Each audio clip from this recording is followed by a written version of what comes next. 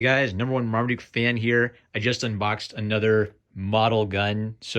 Uh, I guess this technically isn't an unboxing video, but I figured you guys didn't want to watch me struggling, getting all the air bubble off. All right, I'm collecting model guns because I'm a poor wage cuck and I want to draw realistic looking guns. And so I've kind of learned a few things. So I thought I'd pull out my collection so far and show you a few differences in what they might be good for because I don't know, depending on whether you want to use them for like airsoft or paintball or something, that might factor into what you buy. Or if you're an artist like me, you might wonder, well, which model gun should I buy for art purposes? So I've learned a couple things from buying model guns. So I'll tell you the couple things I learned and I'll show you the Remington a little bit more. So one thing I've learned is it's really hard to find a particular type of gun. It kind of has to be a famous or iconic gun like the Colt 1911 or the Luger, something that people want to collect. So I've actually noticed most of them tend to be like old West guns or Napoleonic guns or American War for Independence guns, things that kind of like have like a cool history vibe to them. The favorite one I've gotten is the Denix model Colt 1911 because I can actually field strip it and practice taking it apart and putting it back together. However, that's one of the only ones that's field strippable. So if you get another one like the Beretta, like a lot of this is just for show, so it's got the safety there, but you can't move the safety. You can't pull back what's this called? The barrel. Whatever this is called. I'm showing my real gun knowledge here. But this you can like pull it back realistically, ka-chunk, and fire. But this is the only one you can take apart. So the other kind I've tried is these polyurethane training guns, and I know these are used as kind of like model guns in actual like training segments. Like if they don't want to give someone like a real gun that could have live ammo in it. What's nice about this is it's really heavy, right? So it would actually kind of like get tiring to hold this and carry it around a lot, but none of it is movable. Like you can't take it apart or put it back together. You can't pull the trigger. So this is almost purely either for running around and practicing with it or for drawing. And for drawing purposes, this has got really good detail on it. But I obviously can't like adjust the parts or anything if I wanted to like customize the gun or give it a different look. So what I'm trying now are airsofts. I actually don't know the model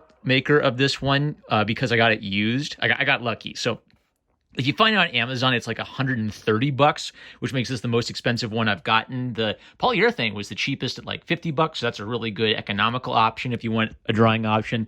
The Denix ones run like between 80 to $100 for the pistols or a lot more for the big rifles. Remington, I've seen different models of it for $300, which was out of my price range. The used one I think I got for a little under $100. Like, I probably saved like $30 on it. So this is obviously like the cheapest material. It's a hard plastic, pretty tough plastic, but you can tell just by feeling it. Now, one thing to think about is how much detail do you want for drawing? I basically just need the shape, and if I have the shape, then I can draw the texture on top of that. So shape is enough for me. If you're really persnickety, if you're persnickety and you're rich, I guess you could collect real ones to draw those. But for someone like me where all I need is to just see how big it is and how it feels and get some good photo reference of it, this is basically perfect. I think if you buy it at full price, it comes with a little, what do you call it, like a tripod to stabilize it. And then the other kind of cool thing is this thing, the bolt or lever or whatever this is called. This actually works, and there's a safety on the side. So you could safety on, safety off. You could kind of like pull this up and pull it back to reload it. I'll give that a try. I'm going to tuck my phone under my chin and see if I can do this. Oh, is it a face reveal? Who knows? We have no idea what just happened. Anyway, so that failed. But anyway, also the trigger works once you load it. And it's got a pretty cool iron sight, and you can adjust the iron sight. I'm not going to use this for playing airsoft, but if you play airsoft, you'll probably want to buy one new. I took a risk on getting a used one.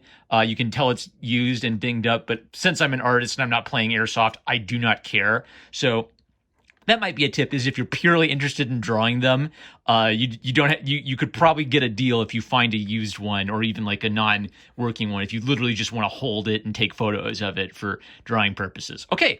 Why'd I get a Remington? A Remington is, I think it's the most popular hunting rifle in America, so I knew I would want to reference that, because when I want, my story's pretty much set in a world that's very much like the real world, so I don't want them having fantasy guns. I want them having guns that feel fitting for what people in real life might be carrying around in the American Midwest. All right, that's it. What do you think? Do you have any recommendations for model guns or toy guns or replica guns or movie prop guns I should check out? Let me know, and I will keep building this collection until I'm not a wage cook anymore and I can start affording real guns. Have I broken the YouTube rules by having toy guns? I don't know.